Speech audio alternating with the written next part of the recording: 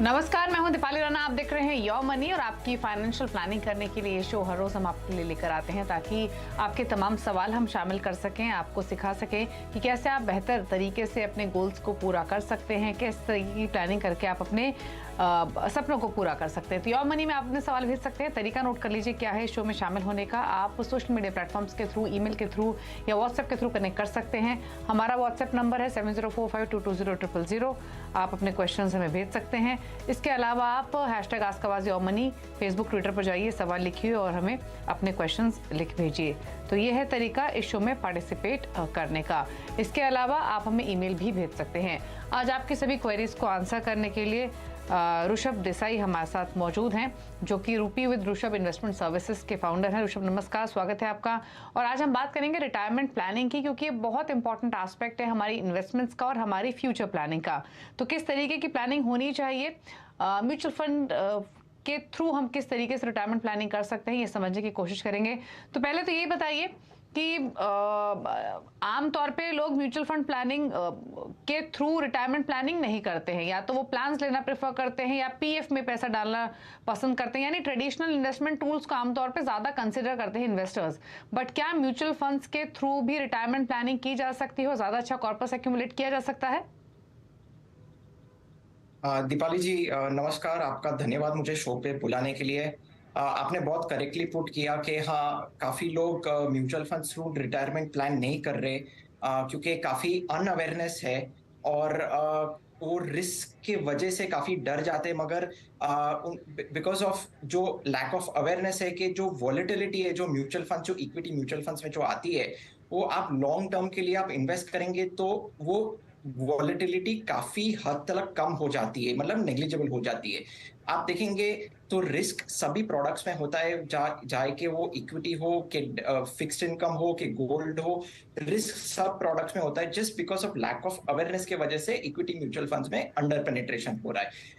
अभी मैं थोड़ा दर्शकों को मैं थोड़ा समझाना चाह रहा हूँ कि रिटायरमेंट एक प्लानिंग बहुत ही इंपॉर्टेंट है इन टुडेज टाइम, क्योंकि एक तो इन्फ्लेशन इतना हाई है globally and also in our country. अब मान लीजिए कि एवरेज इन्फ्लेशन जो है वो 6 to 7% इन्फ्लेशन है लॉन्ग टर्म पे, और जो 10,000 आज के टर्म में हम गिने जाते हैं वैल्यू में, अगर हम 10 साल के बाद वही 10,000, अगर मैं 7% इन्फ्लेशन लेता हूं तो वो 4,800 हो जाता है, और 20 साल के बाद वही 10,000 2,300 हो जाता है। तो जो वैल्यू है 10,000 वो काफी डेप्रिशिएट हो जाता है। दूसरा, राइजिंग मेडिकल कॉस्ट। इंडिया में माना जाता है कि 14% पर एनम मेडिकल कॉस्ट के जो इन्फ्लेशन है medical related is 14%। Interest rates काफी फॉल हो रहे हैं इकोनॉमी में, क्योंकि जैसे जैसे इकोनॉमी बढ़ती है मनी सप्लाई इकोनॉमी में आ जाता है, और आपको ज्यादा बचत करना पड़ता है और इन्वेस्ट ज्यादा करना पड़ता है to to have a larger corpus. और unfortunately our country is not pension friendly, क्योंकि हमने जो वेस्ट में देखा है काफी प्राइवेट कंपनीज पेंशन भी देते हैं, बट अनफॉर्चुनेटली इंडिया में जो नेशनल पेंशन प्रोग्राम जैसा कुछ प्राइवेट सेक्टर में है नहीं। तो मेरे हिसाब से ये कुछ कारण है कि रिटायरमेंट प्लानिंग काफी हद तक इम्पोर्टेंट हो चुका है इन इन टुडेज टाइम। ऑल्सो मैं एक और चीज बताना चाहूंगा कि लॉन्ग टर्म पे इक्विटी म्यूचुअल फंड्स में हम देखते हैं कि 10 to 12% लॉन्ग टर्म पे इजीली अचीवेबल है। मान लीजिए कि इंडिया का जो जीडीपी है वो 6 to 8% ग्रोथ होता है, तो इजीली 10 to 12% इक्विटी में long term is comfortably achievable. मेरे हिसाब से इक्विटी एक मात्र एसेट क्लास है जहां की आप इन्फ्लेशन बीटिंग रिटर्न्स आप अचीव कर सकते।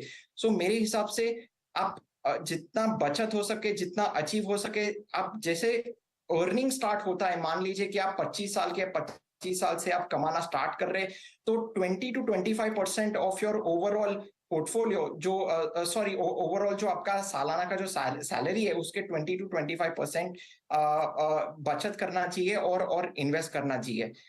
मेरे हिसाब से द सिंपलेस्ट वे जो रिटायरमेंट जो कैलकुलेट कर सकते हैं, वो मान लीजिए कि आज आप रिटायर होना चाह रहे, राइट? आपके आज के जो खर्चे हैं रिटायरमेंट के हिसाब से, राइट, आपके लाइफस्टाइल के हिसाब से उसको आप इन्फ्लेट कीजिए, इन्फ्लेशन फैक्टर इन करके आप इन्फ्लेट कीजिए, वो आपका एक फ्यूचर एक्सपेंस होएगा फॉर योर रिटायरमेंट, राइट। मैं एक एग्जांपल इसमें देना चाह रहा हूं। मैं मान लीजिए कि एक बंदा है 30 साल का, 30 years ऑफ एज उसका है, राइट। और उसके जो रिटायरमेंट एक्सपेंसेस प्रेजेंट वैल्यू में 6 लाख सालाना है, एनुअल एक्सपेंसेस 6 lakhs, राइट। और मैं मान लेता हूं कि assuming inflation eight 7% per annum, और 60 years में रिटायरमेंट एज पकड़ लेता हूं मैं, राइट। तो 30 साल के बाद बाय द एज ऑफ 60 वो बंदे को 45 lakhs सालाना उनको एक्सपेंडिचर लगेगा, राइट। सो इतना काफी हाई अमाउंट आ जाता है।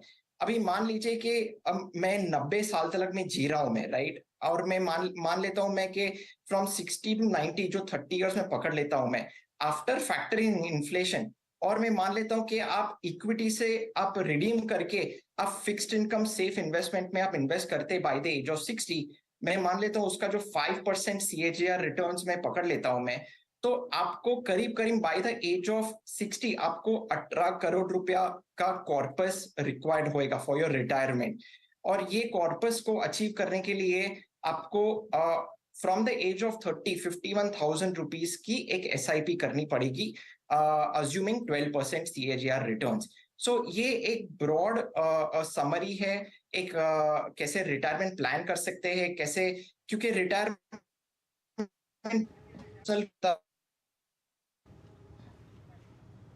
जी, तो ये रिटायरमेंट, ओके, तो ये बेसिकली एक आइडिया आपको दिया है कि इस तरीके से आप प्लान कर सकते हैं। जब आप रिटायरमेंट का गोल डिफाइन करें तो किन बातों का ख्याल रखें, कितना कॉर्पस आपको एक्यूमुलेट आइडियली करना चाहिए, टाइम होराइजन कितना इंपॉर्टेंट है। तो यानी म्यूचुअल फंड्स के जरिए भी आप बेटर फाइनेंशियल प्लानिंग कर सकते हैं फॉर रिटायरमेंट।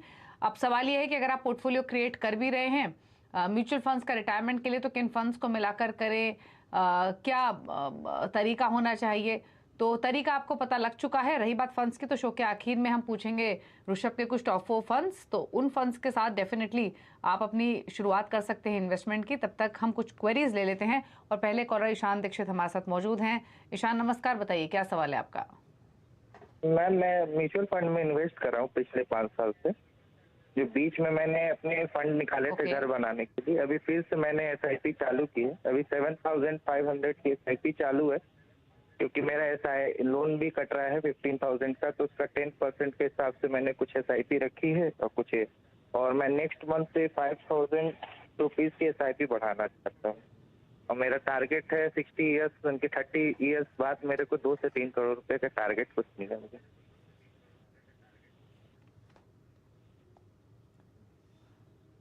ओके, तो आपका गोल है 2 से 3 करोड़ का इन 25 ईयर्स, और 98,000 के आसपास की पोर्टफोलियो वैल्यू है, 7,500 की आपकी SIP चल रही है। तो टाइम होराइजन तो है 25 ईयर्स का। अब सवाल ये है कि फंड्स कैसे हैं इनके पास। तो फंड्स काफ़ी सारे हैं 7,500 के अमाउंट के हिसाब से, क्योंकि इन्होंने कम से कम भी नहीं तो मेरे ख्याल से 7 फंड्स रखे हुए हैं अपने पोर्टफोलियो में। क्या सजेशन रहेगा इनके फंड्स को लेकर, और क्या स्ट्रैटेजी इनकी होनी चाहिए। दीपाली जी, मैं जो उनका पोर्टफोलियो देख पा रहा हूं मैं, पहले तो हम बात करेंगे कि उनका जो गोल अचीव हो पा रहा है कि नहीं हो पा रहा है। मैं अज्यूम कर रहा हूँ 12% CAGR रिटर्न्स में इक्विटीज में मैं अज्यूम कर रहा हूँ मैं। उनका जो 7,500 का जो सिप है, प्लस करीबन 1 लाख का जो पोर्टफोलियो वैल्यू है, वो 1,60,00,000 तक आ जाता है। वो 2 से 3 करोड़ अपना गोल अचीव नहीं कर पा रहे। अगर उनको करीबन 2 से 3 करोड़ अपना गोल अचीव करना है, तो उनको अपना SIP 10,000 से लेके 15,000 के रेंज में रखना पड़ेगा। अभी जो मैं उनके पोर्टफोलियो पे आ रहा हूं मैं, उनके पास कैनरा रिबेको कंज्यूमर फंड है और क्वांट इंफ्रास्ट्रक्चर फंड है। वो काफी सिक्लिकल फंड्स है, क्योंकि वो सेक्टोरियल और थीमेटिक फंड्स है। और सेक्टोरियल और थीमेटिक फंड्स सिप मेथोडोलॉजी में काफी अच्छे से वर्क नहीं कर पाते, क्योंकि उनमें टाइमिंग का रिक्वायरमेंट होता है। सो मैं ये 2 फंड में से रिडीम करने की मैं रिकमेंडेशन दे रहा हूं मैं। दूसरा उनका जो क्वांट एब्सोल्यूट फंड है वो एक हाइब्रिड फंड है, क्योंकि उनका काफी लंबा टाइम होराइजन है, तो उसमें से भी वो रिडीम कर सकेंगे वो। मैं रिकमेंडेशंस देना चाह रहा हूँ मैं उनके पोर्टफोलियो के लिए। वो पराग पारिक फ्लेक्सी कैप में 2000 की सिप रखे, HDFC फ्लेक्सी कैप में 1000 रुपए की सिप रखे, मेरा एसेट टैक्स सेवर फंड में 500 रुपए की सिप रखे, PGIM मिड कैप अपॉर्चुनिटीज में 2000 और कैनरा रिबेको स्मॉल कैप फंड में 2000 की सिप रखे। ओके चलिए, तो थोड़े चेंजेस आपके पोर्टफोलियो को लेकर सजेस्ट किए गए हैं। Canara book consumer fund, quant infra fund, quant absolute fund, इनसे आप निकल सकते हैं। और साथ ही आप जिन फंड्स में इन्वेस्ट कर सकते हैं, यानी नया पोर्टफोलियो आपका कैसा होना चाहिए वो आपकी स्क्रीन पर है। आप कैनरा बुक small cap, Parag Parikh flexi cap, मेरे ऐसे tax saver, HDFC flexi cap और PGIM मिड कैप अपॉर्चुनिटीज, इन फंड्स को चुनिए। बहुत ज़्यादा फंड्स की जरूरत नहीं है और इन सभी फंड्स में आप इन्वेस्ट कर सकते हैं। कितना अमाउंट किस फंड में डालना है वो डिटेल्स आप अपनी स्क्रीन पर देख सकते हैं। तो ये सजेशन आपके लिए। अगले कॉलर से बात करेंगे। कोमल है हमारे साथ फोन लाइन पर। कोमल नमस्कार, पूछिए क्या सवाल है आपका। मैम मैं कोमल बात कर रही हूँ। मैं पिछले 1 साल से SIP में इन्वेस्ट कर रही हूँ। बताइए तो कोमल। मेरा टारगेट है कि हेलो ओके 1 साल से मैं SIP में बताइए इन्वेस्ट कोमल। कर रही हूँ। हेलो, आवाज नहीं आ रही क्या? कोमल आपकी ऑडियो आ रही है बिल्कुल क्लियर। आप प्लीज अपना क्वेश्चन कंप्लीट कीजिए, बताइए क्या सवाल है। कर रही हूँ तो मेरा टारगेट है कि 18 से मतलब 20 साल में 1 से 2 करोड़ का मेरा टारगेट अचीव हो जाए। तो क्या ये हो सकता है? ओके फिलहाल आपके पास quant large and mid cap है 1000 रुपये महीना, PGIM इंडिया फ्लेक्सी कैप 1000 रुपये महीना, टाटा डिजिटल फंड में आप 1000 रुपये महीना डाल रहे हैं और साथ ही क्वांट टैक्स प्लान में आप 500 डाल रही हैं। 1.5 करोड़ का टारगेट है इन 20 ईयर्स। 4500 की फिलहाल SIP है और 1,40,000 पोर्टफोलियो की वैल्यू। तो बताइए क्या सजेशन इनके पोर्टफोलियो और इनके गोल पर। दीपाली जी, जो 4500 की सिप कर रहे प्लस 1,40,000 जो पोर्टफोलियो वैल्यू है, 20 साल के बाद वो करीबन 58 लाख रुपीस ही वो अचीव कर पा रहे। 1.5 करोड़ रुपीस नहीं अचीव कर पा रहे। उनको अपने SIP 15,000 रुपीस करनी पड़ेगी तो ही वो 1.5 करोड़ अचीव कर पाएंगे। उनके पोर्टफोलियो में जो मैं देख रहा हूँ, काफी 50% of the portfolio 3 quant AMC funds में ही है। वो काफी कंसंट्रेशन रिस्क ले रहे एक ही AMC में। हमने काफी देखा है कि ऑलमोस्ट सारे के सारे इक्विटी फंड्स एक AMC के अंडर परफॉर्म हुए डिफरेंट टाइम होराइजन में। तो मैं ये सुझाव करूंगा कि वो क्वांट AMC से थोड़ा हटके बाकी AMCs में भी डाइवर्सिफिकेशन रखे।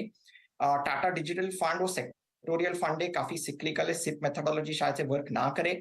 उसमें से मैं रिडीम होने का मैं सुझाव दे रहा हूं मैं। PGIM फ्लेक्सी कैप में 1000 रुपीज की सिप चालू रखे, क्वांट टैक्स फंड में 500, HDFC फ्लेक्सी कैप में 1000, कोटक इमर्जिंग इक्विटी 1000 और DSP स्मॉल कैप में 1000। ये सिप की मैं रिकमेंडेशन दे रहा हूं मैं। ओके ठीक है, तो आपके पोर्टफोलियो को लेकर थोड़े से बदलाव सजेस्ट किए गए हैं, वो आप नोट कर लीजिए। एक ही फंड हाउस में ज़्यादा एक्सपोजर आपको नहीं रखना है, ये आपके लिए सजेशन है। और जैसे आपको बताया गया, आप टाटा डिजिटल इंडिया फंड जो है, इस फंड से आप निकल सकती हैं। साइक्लिकल फंड आपको अवॉइड करने हैं, ये आपकी पूरी कोशिश होनी चाहिए। बाकी नया पोर्टफोलियो कैसा होना चाहिए, इसमें Kotak emerging equity, PGIM flexi cap, HDFC flexi cap, DSP small cap और क्वांट टैक्स फंड, ये आप चुन सकते हैं। तो ये है सजेशन आपके लिए। चलिए एक और कॉलर से बात करेंगे। राजेश खन्ना हमारे साथ फोन लाइन पर मौजूद हैं। राजेश जी नमस्कार, बताइए क्या सवाल है आपका। नमस्कार जी, मेरा पोर्टफोलियो आपके पास है। मैं रिपीट करता हूं, अगर आप PGIM India flexi cap fund में 7000, मेरे एसेट इमर्जिंग ब्लू चिप में 6000, okay SBI focused equity fund में 4000, कोटक इमर्जिंग इक्विटी में 2000, SBI स्मॉल कैप फंड में 4000। तो मेरा सवाल सर से ये रहेगा कि क्या ये उचित है कि एक फ्लेक्सी कैप फंड, एक large and mid cap fund और एक फोकस्ड इक्विटी फंड एक साथ में अपने पोर्टफोलियो में रखूं? क्या इससे और डाइवर्सिफिकेशन या ओवरलैपिंग की समस्या तो नहीं होगी? अगला प्रश्न मेरा ये रहेगा कि क्या मैं अपने पोर्टफोलियो में एक मल्टी कैप फंड भी रख सकता हूं डाइवर्सिफिकेशन पर्पज के लिए, खासतौर पर SBI फोकस्ड इक्विटी फंड की जगह? पूछ लेते हैं कि सर क्या सजेशन रहेगा। तो आपने सुना इनका पूरा सवाल।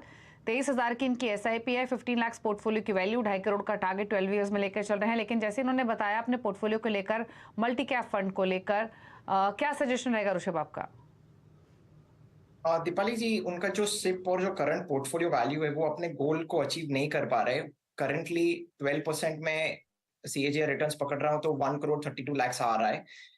उनका जो 2.5 करोड़ का गोल अचीव नहीं हो पा रहा है, उनको अपनी सिप को 23,000 से 60,000 पर मंथ करनी पड़ेगी तो गोल अपना अचीव कर पाएंगे। मेरे हिसाब से उन्होंने जो प्रश्न पूछा है वो बिल्कुल फंड्स रख सकते हैं, कोई दिक्कत वाली बात नहीं है। उनके सारे फंड्स काफी अच्छे क्वालिटी के हैं, काफी अच्छे AMCs है, काफी अच्छा कंसिस्टेंट परफॉर्मेंस दे चुके हैं। मैं मल्टी कैप फंड इंट्रोड्यूस करने की सुझाव नहीं देना चाह रहा हूं क्योंकि मल्टी कैप फंड काफी रिजिड नेचर है। मल्टी कैप से वो फ्लेक्सी कैप या फोकस फंड्स में निवेश करें। वो काफी कॉन्सेंट्रेशन रिस्क ले रहे PGIM फ्लेक्सी कैप फंड में, क्योंकि उनके ये पर्टिकुलर फंड में 30% उनका पोर्टफोलियो इन्वेस्टेड है PGIM फ्लेक्सी कैप फंड में। और मैं चाहूंगा कि वो PGIM और मिराई के फंड्स में से रिड्यूस करे अपना एक्सपोजर। तो मेरा रिकमेंडेशन ये है कि PGIM फ्लेक्सी कैप फंड में वो 4,000 की सिप करे, कैनरा रिबेको में 4,000, Mirae asset emerging blue chip में 4,000, SBI फोकस फंड में 4,000, कोटक इमर्जिंग इक्विटी में 3,000 और SBI स्मॉल कैप में 4,000। ओके, चलिए, तो आपके पोर्टफोलियो को लेकर सजेशंस दिए गए हैं। कौन से फंड्स आपको रखना है पोर्टफोलियो, वो राय भी आपको दी गई है। रुक रहे इसी के साथ एक ब्रेक के लिए। ब्रेक के उस पर कुछ और सवाल, जल्द वापस आते हैं।